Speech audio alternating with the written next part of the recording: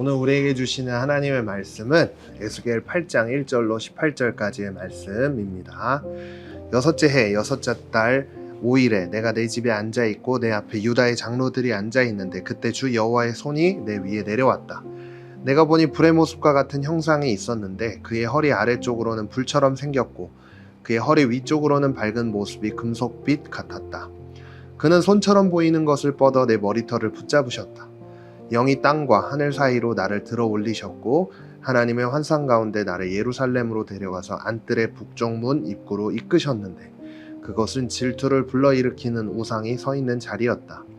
그리고 그곳에 내가 환상으로 보았던 모습과 같은 이스라엘 하나님의 영광이 있었다. 그분이 내게 말씀하셨다. 사람아, 내 눈을 들어 북쪽을 보아라. 그래서 내가 눈을 북쪽으로 드니 그곳 제단 문 북쪽 입구에 이 질투의 우상이 있었다. 그분이 내게 말씀하셨다. 사람아, 그들이 무엇을 하고 있는지 보이느냐? 이스라엘 집이 여기서 심히 혐오스러운 짓을 행해서 나를 내 성소에서 멀리 떠나게 하고 있다. 그러나 다시 돌아보아라. 내가 더욱 혐오스러운 일들을 보게 될 것이다. 그리고 그분은 나를 뜰 입구로 데려가셨다. 내가 보니 벽에 구멍이 하나 있었다. 그분이 내게 말씀하셨다. 사람아, 이 벽을 뚫어라. 그래서 내가 벽을 뚫었더니 문이 하나 있었다. 그러자 그분이 내게 말씀하셨다. 들어가서 그들이 여기에서 하고 있는 사악하고 혐오스러운 일들을 보아라. 그래서 내가 들어가서 보니 온갖 기어다니는 것들과 가증스러운 짐승들과 이스라엘 집의 모든 우상들이 벽 전체에 새겨져 있었다. 그들 앞에는 이스라엘 족속의 장로들 가운데 70명과 사반의 아들 야하사냐가 그들 가운데 서 있었다. 각 사람은 각자의 손에 향로를 들고 있었고 향의 연기 냄새가 피어오르고 있었다. 그분이 내게 말씀하셨다. 사람아, 이스라엘 족속의 장로들이 어둠 속에서 무엇을 하는지, 각자가 자기 우상의 방에서 무엇을 하는지 보았느냐?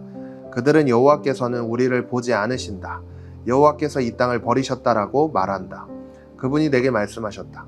다시 뒤돌아보아라. 그들이 하고 있는 더욱 혐오스러운 일들을 보게 될 것이다. 그리고 그분은 나를 여호와의 집 북쪽 문 입구로 데려가셨는데 여자들이 단무스를 위해 애곡하며 그곳에 앉아 있었다. 그분이 내게 말씀하셨다. 사람아, 내가 이것을 보았느냐? 다시 뒤돌아보아라. 내가 이것보다 더욱 혐오스러운 일들을 보게 될 것이다.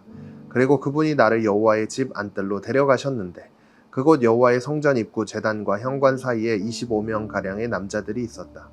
그들은 여호와의 성전을 등지고 얼굴을 동쪽으로 향한 채 동쪽 태양을 향해 경배하고 있었다. 그분이 내게 말씀하셨다. 사람아, 내가 이것을 보았느냐? 유다 족속이 여기서 행하는 이런 혐오스러운 일들이 그들에게 별것이 아니라고 하겠느냐? 그들은 이 땅에 폭력이 가득 차게 해 또다시 나를 진노케 한다. 그들을 보아라. 그들이 나뭇가지를 그들의 코에 가져다 대고 있다. 그러므로 내가 또 진노로 행할 것이다. 내 눈이 그들을 불쌍히 여기지 않을 것이고 내가 그들에게 인정을 베풀지도 않을 것이다. 그들이 내가 듣는 데서 큰 소리로 울부짖어도 내가 그들에게 귀 기울이지 않을 것이다. 아멘. 여러분들은 겉은 멀쩡해 보이지만 속은 엉망이었던 것을 본 적이 있나요? 예를 들면 겉으로는 맛있어 보이는 케이크를 열었는데 그 케이크 안을 보았을 때 곰팡이가 잔뜩 피어 있다면 어떤가요? 겉으로는 멀쩡해 보이지만 속이 썩어 있으면 절대 먹을 수 없는 케이크겠죠. 오늘 성경에 나오는 이스라엘 백성들의 성전이 바로 그런 모습을 가지고 있었다는 것을 보여주고 있습니다. 겉으로는 멀쩡하게 예배드리는 곳이었지만 속은 하나님을 떠난 아주 엉망 그 자체의 모습이었습니다.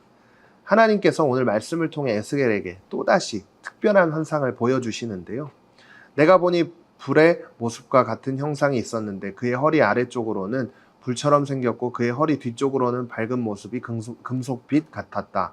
그는 손처럼 보이는 것을 뻗어 내 머리털을 붙잡으셨다.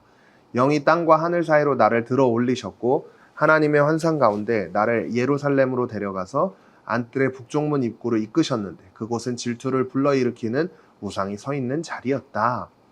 에스겔이 본 환상의 내용은 불처럼 빛나는 형상이 에스겔을 붙들고 예루살렘 성전 안으로 데려갔다는 거예요. 그리고 그 성전 안에서 볼 수 있었던 건 사람들의 우상이었어요.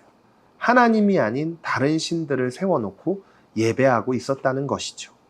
그런데 더 충격적인 건 이스라엘 백성들을 이끌었던 장로님들마저 하나님을 떠나 우상을 섬기고 있었다는 건데요.